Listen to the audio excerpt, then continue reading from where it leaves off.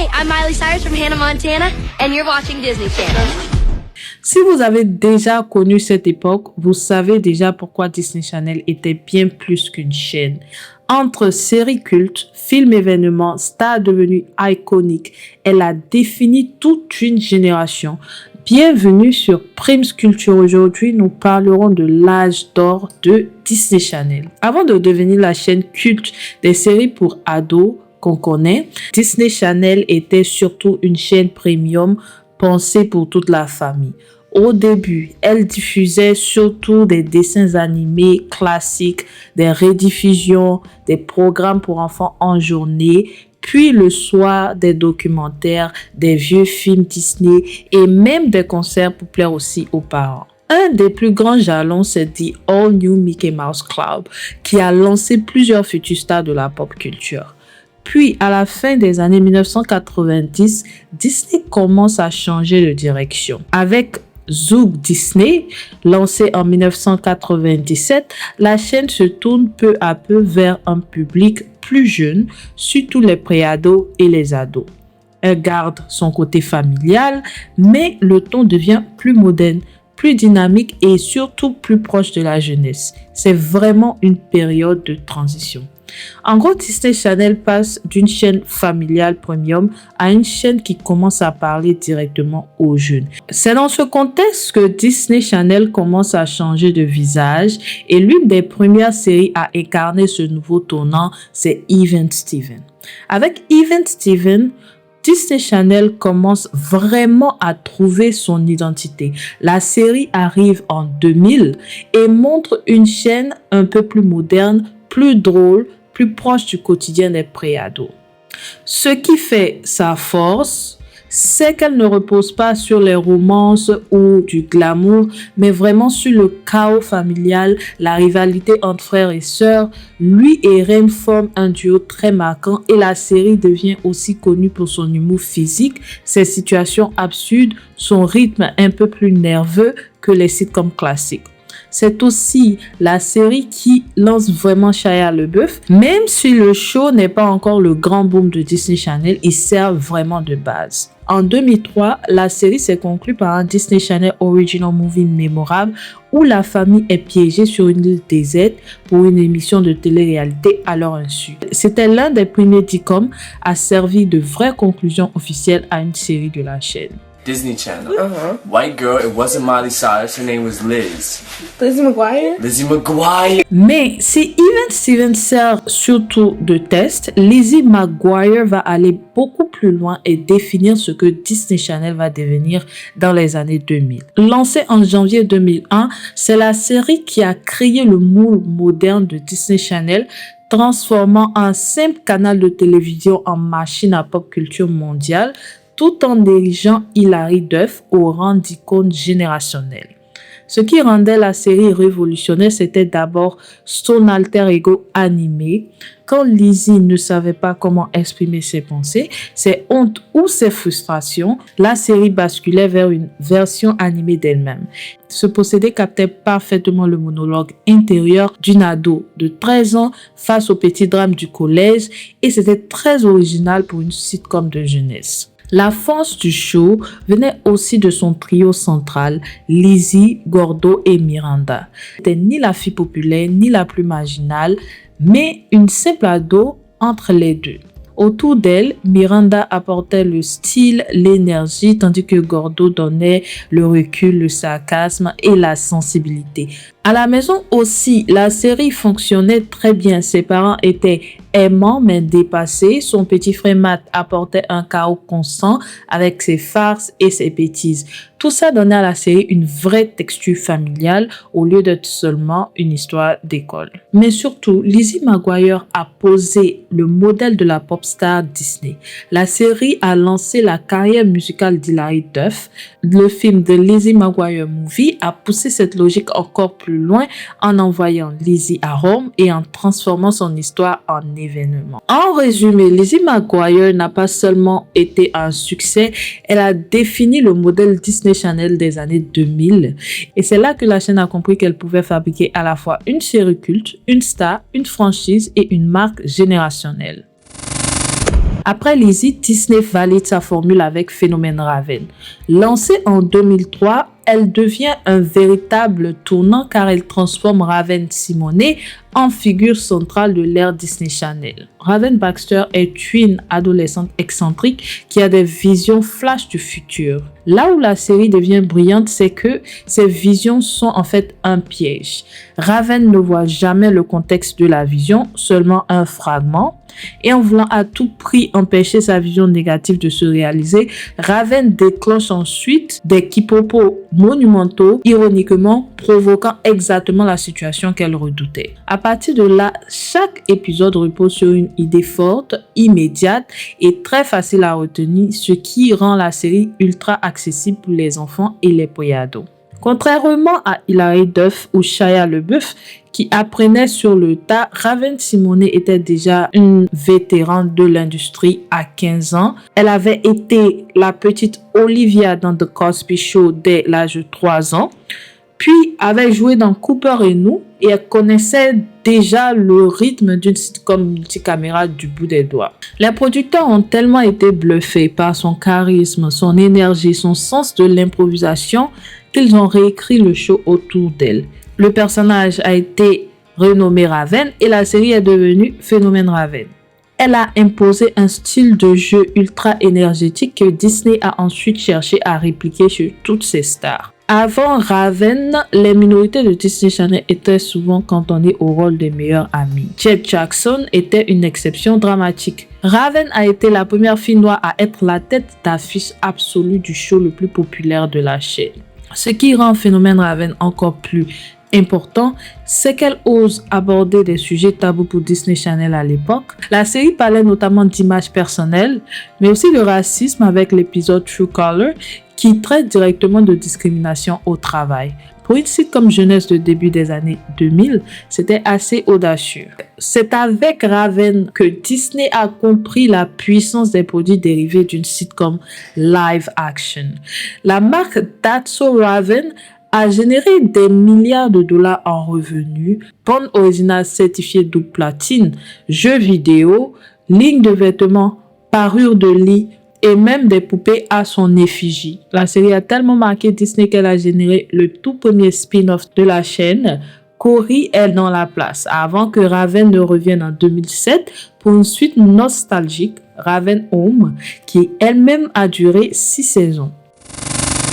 Une fois Raven installée comme une figure centrale, Disney Channel entre alors dans sa phase la plus solide avec une série de grands piliers qui vont vraiment définir son âge d'or.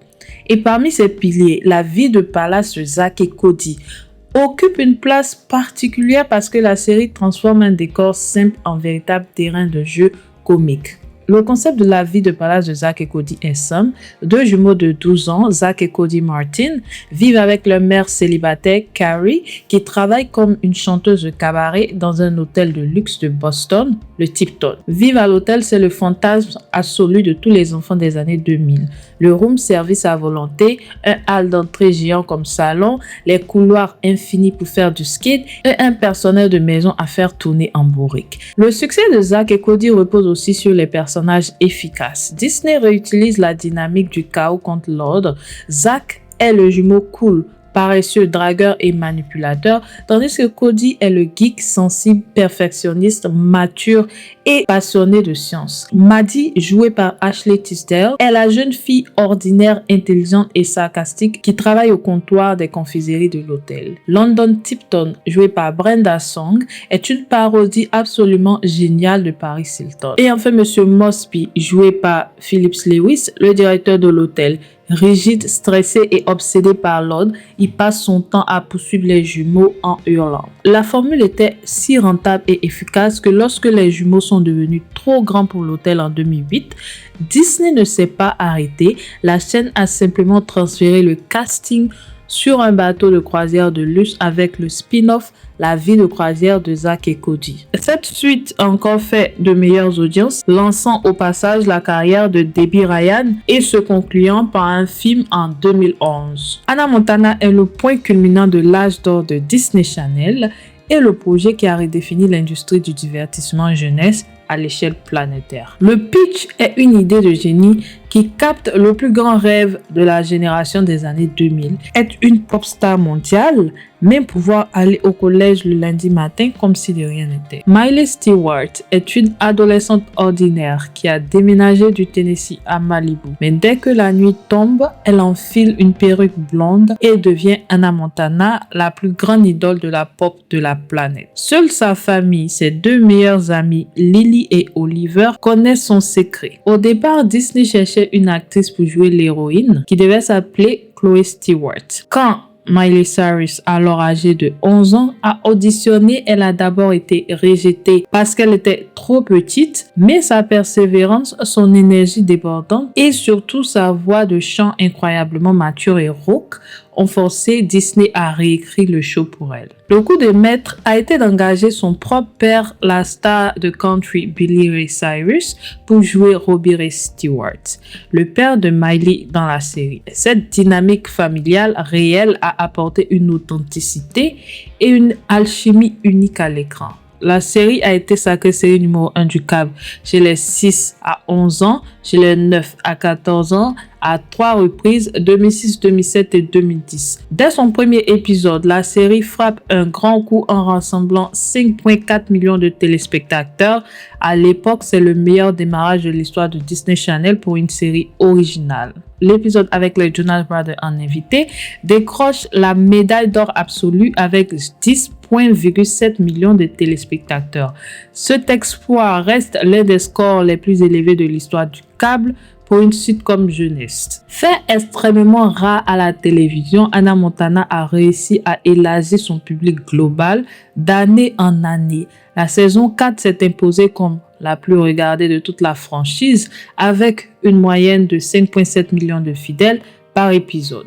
Enfin, le double épisode final Wherever I Go a réuni 6,2 millions de personnes, signant ainsi le record historique d'audience pour la chaîne pour cette case horaire. Au milieu des années 2000, Hannah Montana dicte la mode des cours de récréation. Le style de Miley Stewart et Hannah Montana devient le saint graal pour des millions de jeunes filles. C'est l'apogée de l'esthétique ultra colorée, surchargée, perposition improbable, les jeans à strass portés sous des jupes, les ceintures larges à paillettes, les foulards fins en satin, les barrettes colorées et bien sûr la fameuse perruque blonde à franges droites devenue un symbole pop puissant. Pour un public international, Hannah Montana a été la porte d'entrée massive vers la culture du sud des États-Unis. La série célébrait fièrement les racines country, la nourriture du sud, l'accent traînant de Robbie Ray, les personnages en couleur comme la célèbre tante Dolly.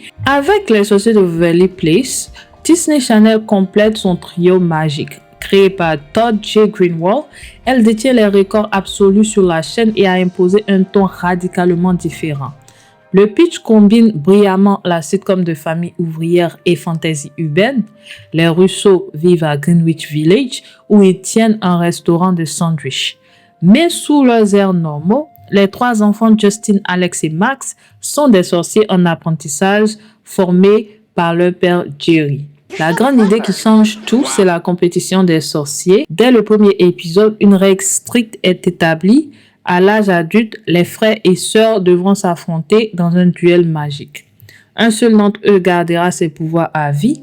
Les autres redeviendront de simples mortels. Le show a propulsé Selena Gomez au rang de superstar et ce succès repose entièrement sur l'écriture de son personnage, Alex Russo. Alex est Alexa opposée des héroïnes Disney, paresseuse, sarcastique, manipulatrice, franchement rebelle. Elle utilise la magie exclusivement pour tricher, s'éviter les corvées et faire des siestes. Son duo avec son frère aîné Justin, le geek premier de la classe, rigide et moralisateur, crée un contraste comique parfait.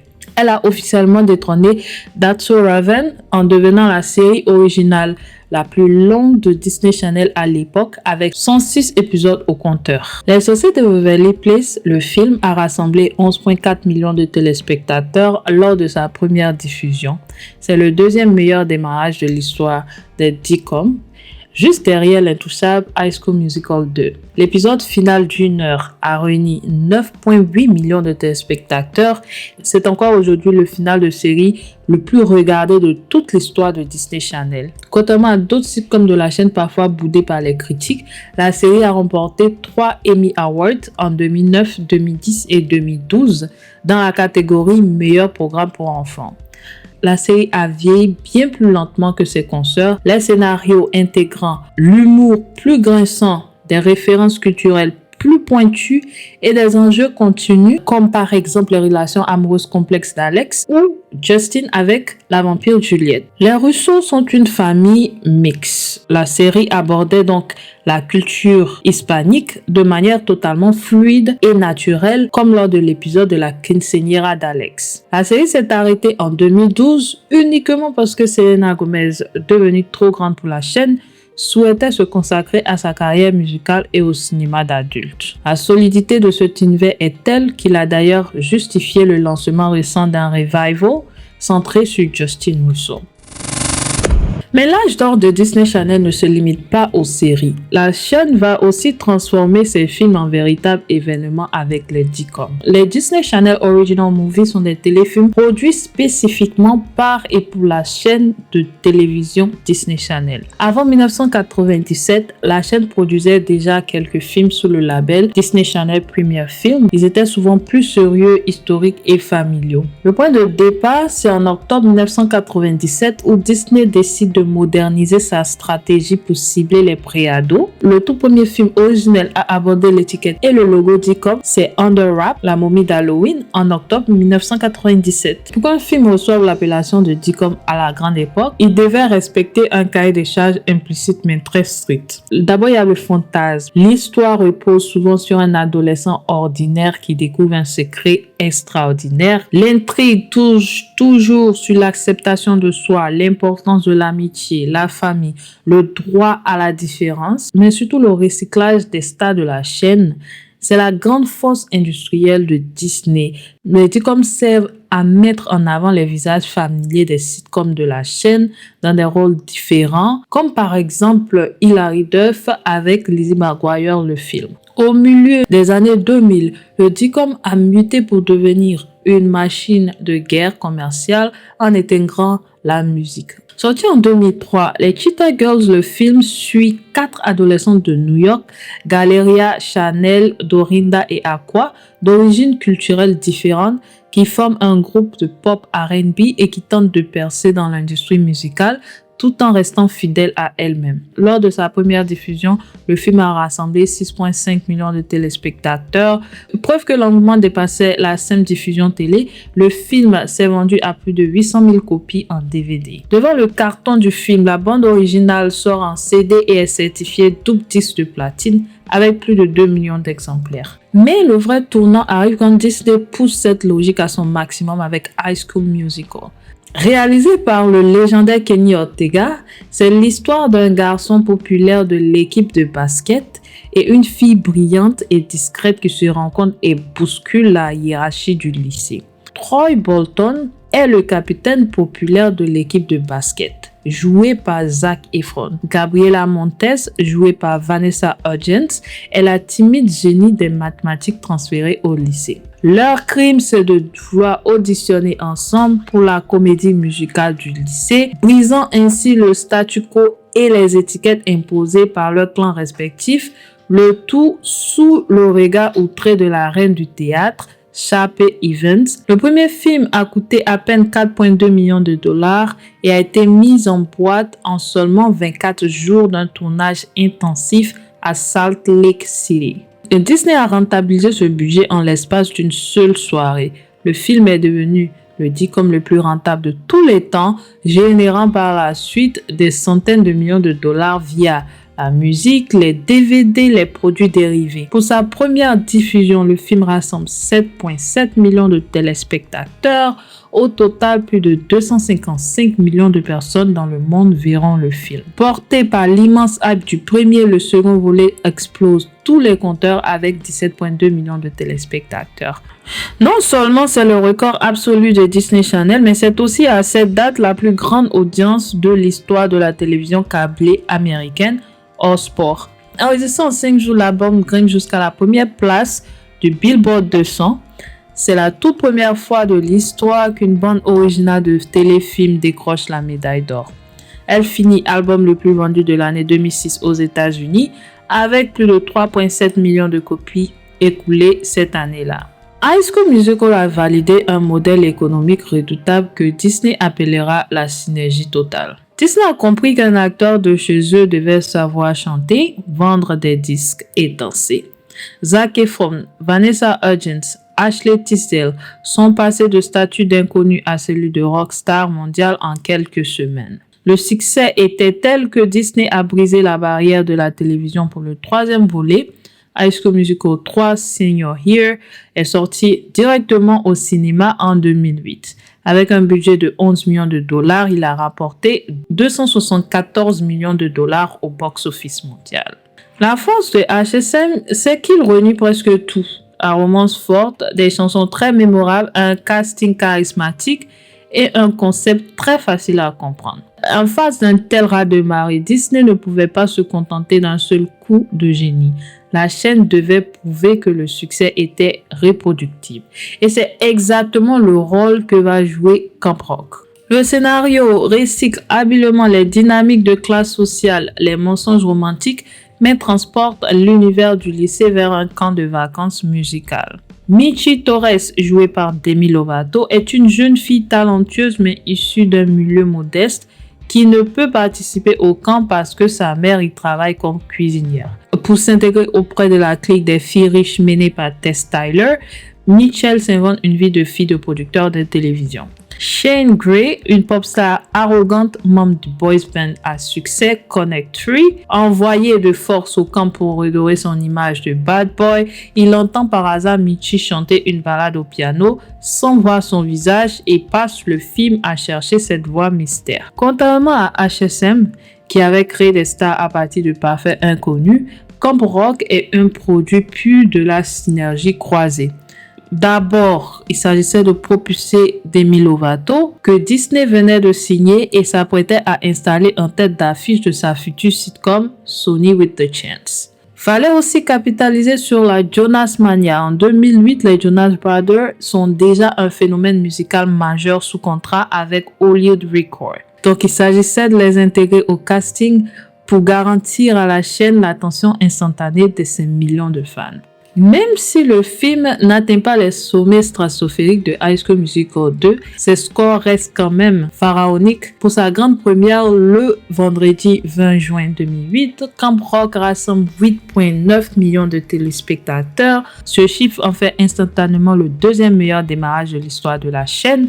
Signe de statut d'événement national, le film est rediffusé dès le lendemain sur la chaîne généraliste ABC avec 3,4 millions de vues et le surlendemain sur ABC Family, saturant ainsi l'espace médiatique du week-end. La bande originale débarque directement à la 3e place du Billboard 200 avec 188 000 copies vendues. Elle passe 10 semaines consécutives dans le top 10 et décroche sa certification platine en moins de 3 mois aux États-Unis. Des morceaux comme This Is Me ou Gotta Find You deviennent des hymnes instantanés matraqués en boucle sur Radio Disney. Camp Rock valide définitivement la doctrine Disney de la fin des années 2000. La télévision n'est que la vitrine d'un écosystème commercial global. Le film prouve que le public des préados consomme de la fiction pour acheter de la musique et vice-versa. Cette réussite, c'est l'alliance entre Demi Lovato et les Jonas Brothers, menant à la tournée mondiale Burning Up 2 et à la production inévitable d'une suite encore plus ambitieuse en 2010, Camp Rock 2, le face-à-face. En l'espace de quelques années seulement, le pari fou de Disney Channel s'est transformé en un triomphe total en croisant intelligemment humour de ses sitcoms, authenticité de ses castings et le rituel du vendredi soir avec les DICOM. Elle a offert à toute une génération un catalogue de souvenirs intemporels et des visages qui continuent aujourd'hui encore à fasciner le public. Mais pour découvrir l'envers du décor, les grands scandales médiatiques qui ont secoué l'Amérique et l'inévitable chute de cet empire, il faudra attendre la deuxième partie.